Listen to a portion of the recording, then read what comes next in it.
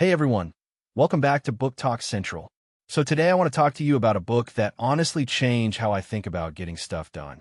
It's called Do It Today by Darius Foroux. And here's the thing.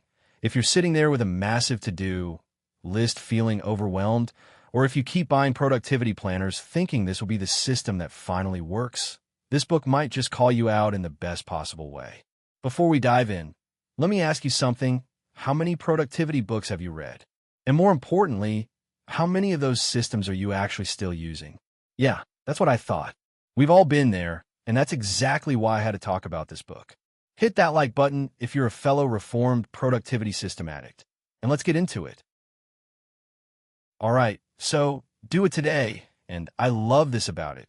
It's only 120 pages, which means Foroux isn't trying to pad this thing with filler just to make it look more impressive on your bookshelf. It's short, it's to the point, and honestly, that alone made me trust it more than some of these 400-page productivity Bibles that take you 3 weeks just to read. Now, Darius Foroux, this guy is interesting. He's Dutch-American, built multiple successful businesses before he turned 30, and here's what I really appreciate about him. He's not some productivity guru who's never actually had to deal with real-world business pressures. This dude has been in the trenches. He runs one of the biggest productivity blogs online. And his approach is refreshingly normal. Like, he's not trying to convince you that you need to wake up at 4 a.m. and do cold plunges while journaling. What really sold me on his credibility was when I found out he started his blog just by writing about what actually worked for him in his businesses. No complicated theories, no fancy frameworks, just here's what I tried, here's what failed spectacularly, and here's the simple stuff that actually moved the needle. And in today's world where we're drowning in productivity apps, life hacks, and morning routines that require a PhD to implement, this book feels like a breath of fresh air. It's addressing that massive gap between knowing what to do and actually doing it. And honestly, isn't that where most of us get stuck? The big idea that hit me hard. So here's the core message of this book, and it's so simple it almost sounds too good to be true. Stop trying to find the perfect productivity system and just do the thing. Today. Right now, not tomorrow, not when you feel more motivated, not when you've organized your desk perfectly. Today. But here's where it gets really interesting, and this is the part that literally made me put the book down and stare at the wall for a minute. Foroux makes this argument that procrastination isn't actually about time management at all. It's about emotion management. Think about it. When was the last time you procrastinated because you literally didn't have the time? Probably never, right? It's always because the task feels uncomfortable, overwhelming, boring, or scary. Like, I'll spend 3 hours researching the best way to start a project instead of just starting the project. Sound familiar to anyone else? This completely reframed how I think about my own procrastination. It's not that I'm lazy or disorganized. I'm just avoiding feelings. And once you see it that way, you can actually start dealing with it.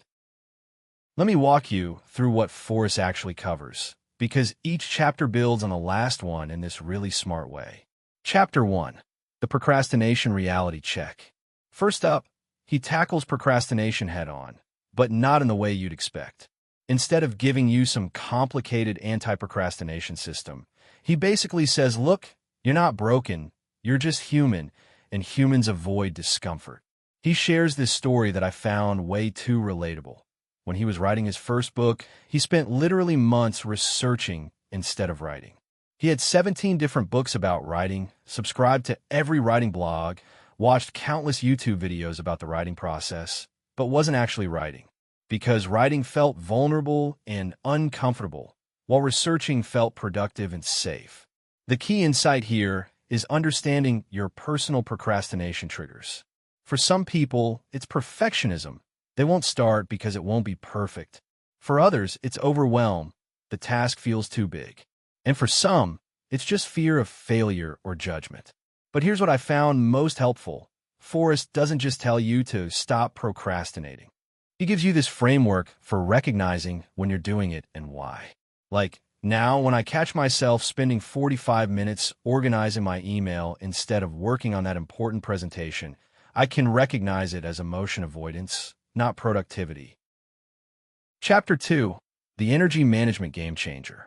This chapter honestly changed how I structure my entire day. Forrest makes this argument that we've been thinking about productivity all wrong. We're obsessed with time management, how to fit more into our schedule, how to be more efficient with our hours. But time is fixed, right? We all get 24 hours. What's not fixed is our energy. He breaks down how your energy levels fluctuate throughout the day, and instead of fighting against that, you should lean into it. For him, his peak creative energy is first thing in the morning, so that's when he does his most important writing. Not because some productivity guru told him to wake up early, but because that's when his brain works best. I started tracking my own energy patterns after reading this, and it was eye-opening. I'm most focused and creative between about 9 a.m. and 11 a.m., and then again around 2 p.m. My absolute worst time for anything requiring brain power? Right after lunch and late evening. But before reading this book, I was trying to force important work during my low-energy times and then wondering why everything felt so hard. Now I schedule my most important tasks during my peak energy windows, and I use my low-energy times for things like email, organizing, or easy admin tasks. Game changer. Chapter 3. Why multitasking is ruining your life. Oh man, this chapter called me out hard. Forrest breaks down the neuroscience behind multitasking, and it's not pretty. Every time you switch tasks, your brain needs time to refocus, an average of 23 minutes. Think about that for a second. Every notification, every quick check of social media, every interruption is costing you almost half an hour of deep work. He uses this analogy of your attention being like a spotlight. When you're multitasking, you're constantly moving that spotlight around, and it takes time and energy to redirect it each time. Meanwhile, single tasking is like keeping that spotlight focused on one area. You see everything clearly and work efficiently. The practical stuff in this chapter is gold. He talks about creating single tasking environments, like putting your phone in another room, closing all browser tabs except the one you're working on, using website blockers during focus time. Simple stuff, but incredibly effective. I implemented his phone in a drawer rule during work blocks, and honestly, it was uncomfortable at first. I had no idea how often I reflexively reached for my phone until it wasn't there. But after a week, my focus improved dramatically. Chapter 4. Building Habits That Actually Stick. Here's where Forrest gets really practical.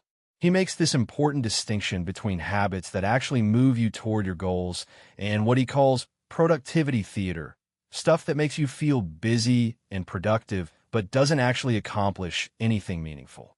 He's big on starting small and building consistency before intensity. Instead of trying to meditate for 30 minutes a day from day one, start with 3 minutes at the same time each day. Instead of planning to read for 2 hours every evening, start with 10 minutes with your morning coffee. The psychology behind this is solid. You're building the neural pathway of the habit first, then you can expand it. It's easier to go from 3 minutes of meditation to 5 minutes than it is to go from 0 to 30 minutes. But here's what I found most valuable: his framework for evaluating whether a habit is actually useful. He asks, does this habit move me closer to my goals, or does it just make me feel organized? Ouch.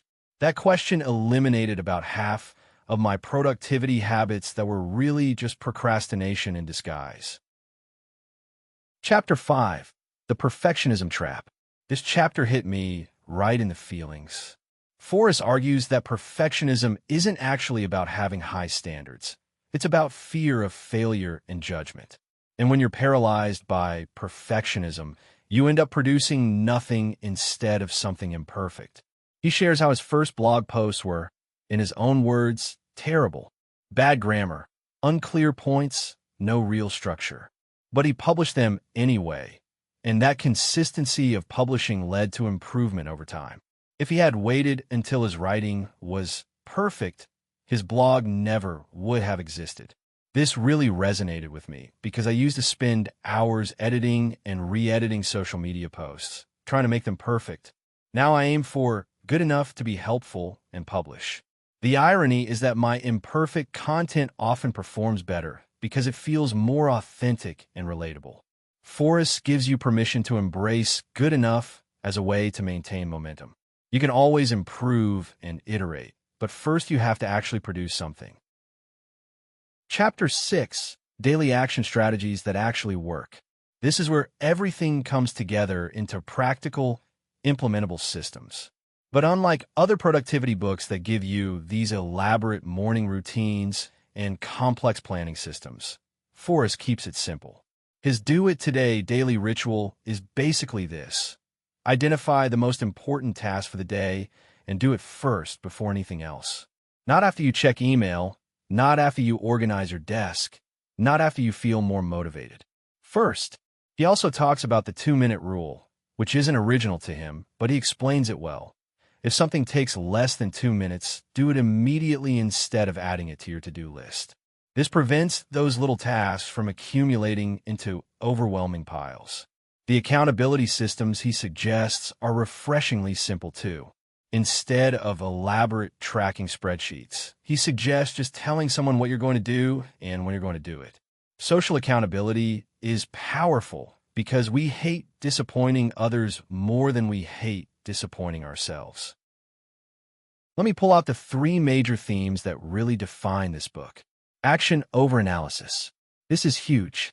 Most of us spend way too much time thinking, planning, researching, and analyzing instead of actually doing. I'm definitely guilty of this. I'll spend hours creating the perfect project plan instead of just starting the project. Foroux argues that imperfect action beats perfect inaction every single time.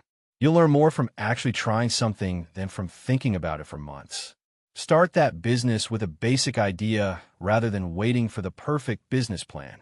Write the rough draft instead of outlining forever. This doesn't mean being reckless or not planning at all.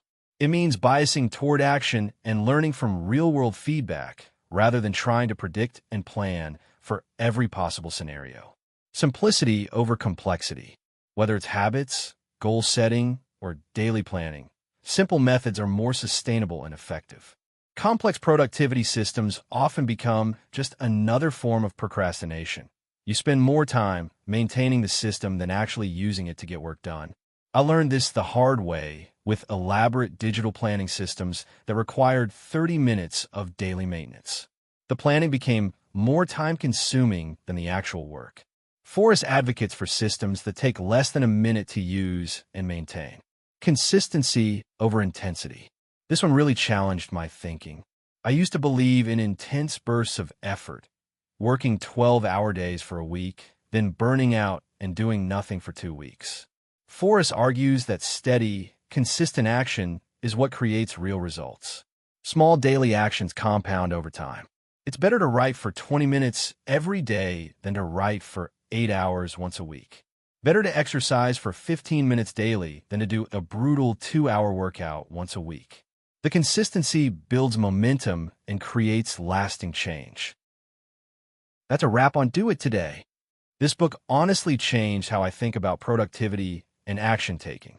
It's not perfect, but it's practical, and sometimes that's exactly what we need. What did you think of this deep dive? Have you read this book? Are you planning to check it out?